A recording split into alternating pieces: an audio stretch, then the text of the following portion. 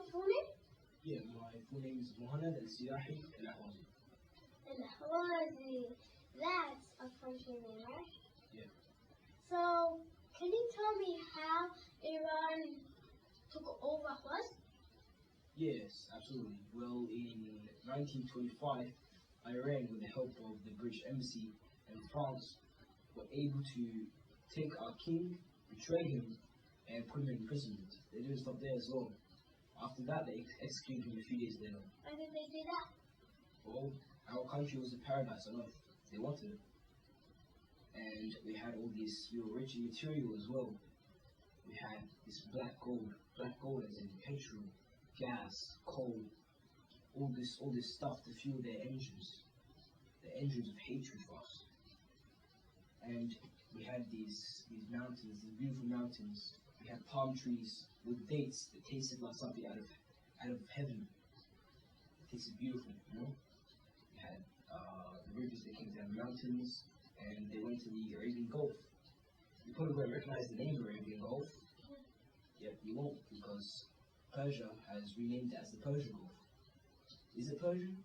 Because our background line is Arab. Ahwaz is Arab. We are the same. We have the same background line, history line, as the Al-Kuwait, the Emirates, Saudi Arabia, all these people. We're the same background. We're the same blood as them. We're all Arabs. We live here as Arabs. So for them to say that we're Persians is absolutely disgusting. You know? They say it's the Persian Gulf. They say they're Persians that speak Arabic. No, we're not. We're Arabs that speak Arabic. This is our country. This is our language. This is our religion. Muslim. That's who we are. We're the Islamic community, you know, in Ahwaz. And we don't even have enough food to make us live. You probably would, if you put two pictures of Ahwaz now and Ahwaz before, you wouldn't recognize it.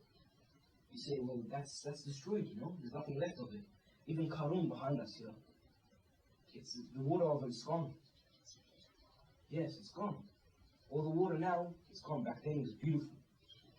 Clear water, everything. Now it's all gone. All drained out for Iran to enjoy. While we sit here with our agriculture, which is dying off right now, because it's hot out there and we have no water. And Iran's not going to give us anything. It's not going to lend us some money so we can get up on our feet or something and start our own society so we can live in. But no, they don't care about that.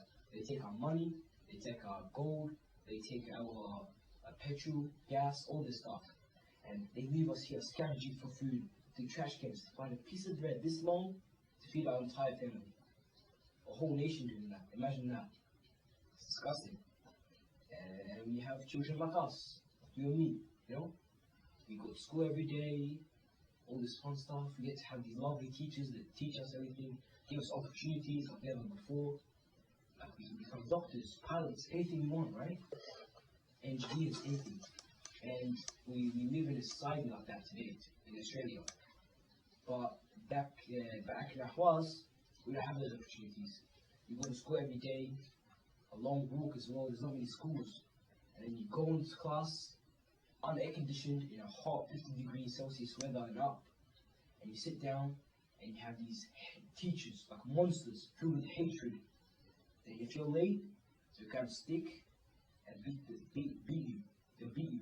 Break your leg maybe. They'll hit you so hard, they'll leave you crying on the floor. And they say, if you come late again, or if you mess up in class, I'll come back and do it again. That's their thought process. That's the way they teach. They teach us. Children like you, me. That's how they teach them. I know, they say it teaches discipline. Does it? Or does it make you so scared to go to school that you can't even study? You can't think straight. You can't become a doctor. You can't help out your parents. You become basically disabled. Your legs hurt that much. You beat you. And then you go home, you're not wanting to go to school the next day. You think with the pandemic of COVID-19 that they would at least lend us some money so we could have these hospitals. But in Iran, you have all these hospitals, clean hospitals, very sanitary, you know? They have hundreds of them living around, helping people who are sick, in need. In Ahwaز, if you find a hospital, you're lucky. You're lucky to be alive by the time you get to the hospital. And when you get inside the hospital, it's not much of a hospital. It's more of a cemetery. You know? It's unsanitary. Probably like built hundreds of years ago. They won't build new ones now because they don't care about us. They don't care if we want to go to hospitals or not. If we want to become safe. Because this pandemic is, it's like out of this world. COVID-19 spreads so fast like a fire.